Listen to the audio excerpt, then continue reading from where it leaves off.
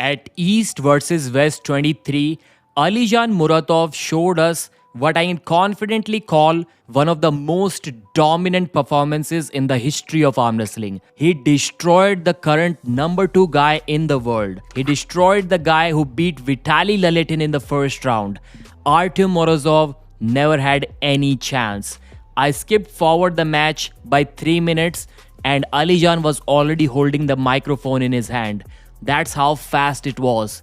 The 3 rounds combined were like less than 3 seconds. There was only one slip because Alijan allowed it to go to the strap. He wanted to beat Morozov in a strap, in a hook, and that's exactly what he did. In the post-match speech, Alijan said that he's happy with this victory. He will keep moving forward. He will keep working hard. As far as his next opponent is confirmed, Vitaly better get ready. There will be a match. They are going to meet. And after that, we will hear Davai Vitaly, Davai. If you guys remember, I always used to say that before Vitaly takes the title away from Morozov, Alijan should call out Morozov because I think he will put him in a hook and beat him 3 times in a row or 4 times in a row with all flash pins. Why did I want to see that? Because then Alijan would be holding the 105 kg title, 115 kg title and the super heavyweight title.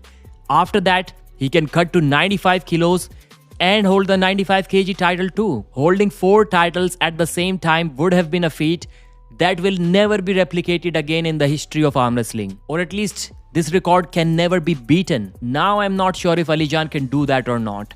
I'm not sure if he can take the title away from Vitaly or not. But judging by the common matches, looks like Vitaly may also be in trouble. Congratulations Alijan, you probably are the owner of the strongest pound for pound arm in the history of arm wrestling, right or left. And that includes Oleg Jok and Prime John Brezink.